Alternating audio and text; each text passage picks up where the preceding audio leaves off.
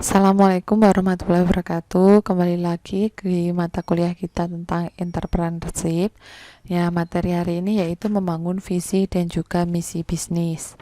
Jika seorang anak ditanya ingin menjadi apa setelah besar nanti, jawabannya akan beragam. Ada yang ingin jadi dokter, tentara, polisi, guru, pramugari, dan lain sebagainya. Nah, jika seseorang membuka suatu bisnis, kemudian ditanya ingin menjadi apa sih bisnis tersebut di masa depan, jawabannya pasti ingin menjadi bisnis yang sukses, mendatangkan keuntungan, berkembang pesat, produknya dicintai masyarakat, dan lain sebagainya. Nah, gambaran tentang masa depan yang akan dicapai inilah yang disebut dengan visi. Jadi, visi adalah angan-angan atau imajinasi atau impian seseorang tentang masa depan. Kata kunci dari perumusan visi itu adalah menjadi sesuatu, entah itu menjadi dokter, menjadi sukses, menjadi bisnis yang menguntungkan, menjadi bisnis yang berskala internasional, menjadi bisnis yang unggul dan mempunyai daya saing, menjadi bisnis yang mengutamakan kualitas, pelayanan, dan harga yang terjangkau, dan lain sebagainya. Tentu saja beberapa hal yang di dalam dunia bisnis itu pasti ingin mendapatkan keuntungan dan memberikan kesejahteraan kepada stakeholder dan keuntungan lainnya. Nah, menurut Subagio dan Astuti tahun 2011 menjelaskan persyaratan dan kriteria visi bisnis. Yang pertama, dapat dibayangkan oleh seluruh jajaran organisasi perusahaan. Yang kedua, dapat dikomunikasikan dan dapat dimengerti oleh seluruh jajaran organisasi perusahaan. Yang diharapkan visi itu mampu dimengerti dan kemudian mampu untuk dijalankan oleh seluruh jajaran organisasi perusahaan. Entah itu sebagai pemilik, entah itu sebagai pegawai. Nah, semuanya harus memahaminya. Yang ketiga, berwawasan jangka panjang dan tidak mengabaikan perkembangan zaman. Jadi sesuai dengan pengantar tadi tentang visi, visi itu merupakan impian ataupun target di jangka panjang. Yang keempat, memiliki nilai yang memang diinginkan oleh anggota organisasi perusahaan. Sedangkan yang kelima, memungkinkan pencapaian tujuan perusahaan. Nah, visi ini harusnya sejalan dengan tujuan dari perusahaan itu sendiri. Yang keenam, ini terfokus pada permasalahan instansi perusahaan agar dapat beroperasi. Nah, berikutnya ada syarat tambahan juga untuk merumuskan sebuah visi. Yang pertama, diharapkan visi itu merupakan kalimat yang sederhana atau simple. Jadi mudah untuk diingat, kemudian mudah untuk dipahami, diresapi, serta dijalankan oleh setiap anggota dari bisnis tersebut. Yang kedua, ini harus terukur ya. Yang ketiga, harus terjangkau. Jadi impian, walaupun namanya impian, angan-angan ataupun target itu harusnya mampu untuk dijangkau gitu ya. Jangan yang impian-impian yang seperti tidak mampu untuk didapatkan atau impian-impian seperti anak kecil yang aneh-aneh gitu ya, bukan, tapi ini impian tapi yang benar-benar optimis bisa sampai ke situ gitu, bisa sampai terjangkau. Kemudian yang keempat itu adalah beralasan atau ada reasonable-nya, ada alasan di balik visi itu. Yang kelima adalah bentuk dari ambisius, jadi ambisi ya. Yang keenam adalah periode waktu. Jadi kalau bisa time frame-nya ini jauh ke depan atau suatu yang mungkin 5 tahun atau 10 tahun kita bisa sampai ke situ gitu ya. Ketujuh adalah bersifat strategis. Nah, itu juga termasuk dalam syarat tambahan untuk merumuskan sebuah visi. Nah, kemudian apa itu misi? Nah, jika seseorang atau seorang anak ini ditanya apabila mempunyai cita-cita ingin menjadi dokter ya, kembali lagi seperti pengantar di depan, apa yang harus dilakukan? Ia tentu saja akan menjawab belajar yang rajin, banyak membaca, terus disiplin, ikut bimbingan belajar mungkin ya, dan lain sebagainya. Jika seseorang yang mempunyai bisnis ditanya, apabila mempunyai bisnis, ingin bisnisnya tersebut di masa mendatang itu menguntungkan dan juga sukses, apa yang harus dilakukan? Tentunya ia akan menjawab, produknya harus berkualitas dong, produknya harus inovatif, produknya sesuai dengan selera konsumen, produknya harus selalu up to date, kemudian menguntungkan atau mengutamakan pelayanan yang prima, harganya mungkin terjangkau dibandingkan yang lain, membuat sistem organisasi yang baik, menerapkan manajemen yang aspiratif dan juga akomodatif. Langkah-langkah untuk kegiatan mencapai visi itulah yang disebut sebagai misi. Jadi misi itu adalah langkah-langkah kegiatan untuk mencapai visi goalnya tadi. Misi di sini harus memenuhi syarat ya. Yang pertama harus operasional, artinya terukur dan dapat dilakukan. Yang B, merupakan langkah-langkah kegiatan untuk mencapai visi. Yang C, harus ringkas dan jelas. Kalau di visinya itu cukup ringkas, mungkin hanya satu tujuannya, mungkin di misi ini akan ada beberapa poin yang mendukung dari si visi tersebut. Kemudian yang D ini harus unik, mungkin yang lain dari yang lain. Kemudian yang E ini harus lebih fleksibel. Kemudian yang F bisa membantu untuk mengambil keputusan. Yang G ini mengandung nilai-nilai yang sesuai dengan bisnisnya atau perusahaannya.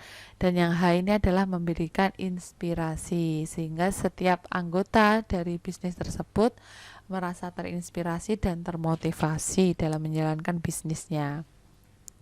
Nah, langkah-langkah menyusun visi dan misi di sini yang pertama adalah melakukan riset. Ada riset SWOT di sini ya, strength, weakness, opportunity, dan threat. Nah, ini apa sih sebenarnya?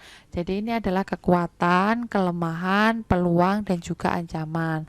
Analisis SWOT ini digunakan dalam perencanaan strategis dalam berbisnis. Nah, SWOT dapat dibagi ke dalam dua elemen ya. Ada yang namanya analisis internal yang berkonsentrasi pada prestasi atau kesuksesan suatu institusi, dan juga analisis lingkungan.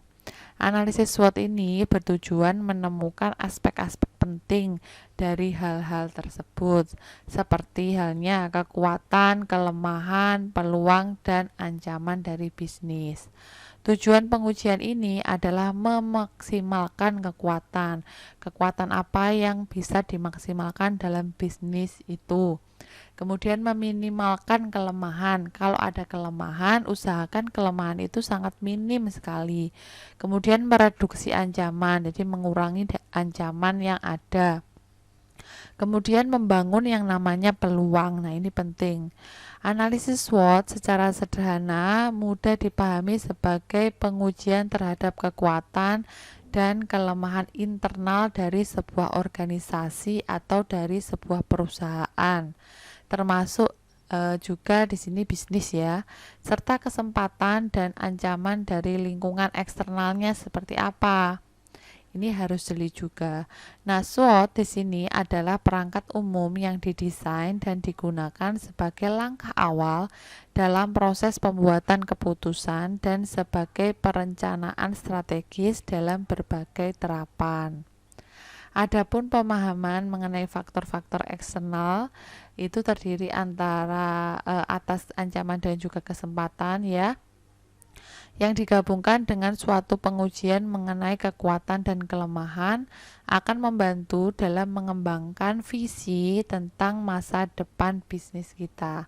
Nah, praktiknya seperti diterapkan dengan mulai membuat program yang kompeten dan mengganti program-program yang tidak relevan dengan program yang lebih inovatif dan juga relevan di dalam berbisnis. Yang kedua adalah melakukan wawancara. Nah, yang ketiga mungkin mengumpulkan data-data. Setelah datanya dikumpul, kemudian kita susun datanya. Yang kelima, barulah membuat atau merumuskan visi dan misinya.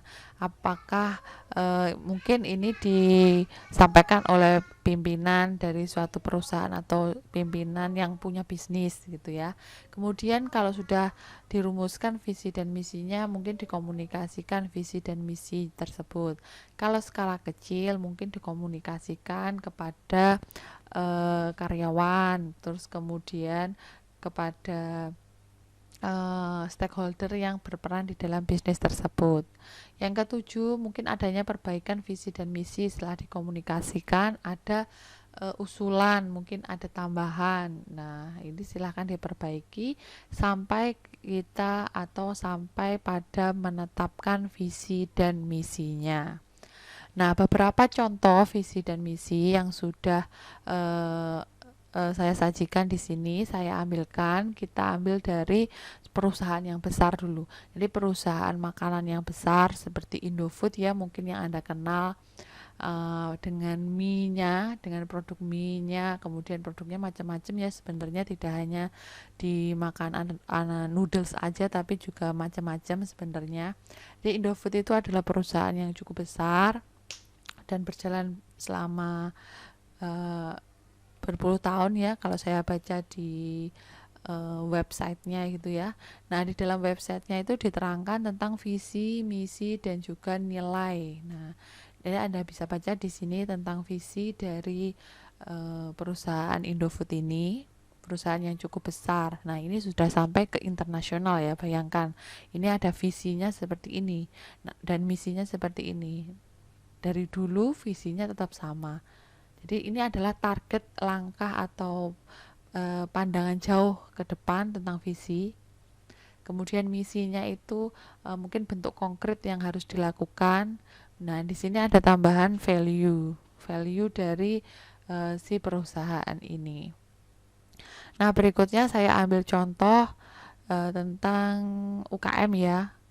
Nah, jadi saya ambilkan dari media online di tahun 2019 tentang anugerah penghargaan 10 UKM terbaik asli Indonesia gitu ya.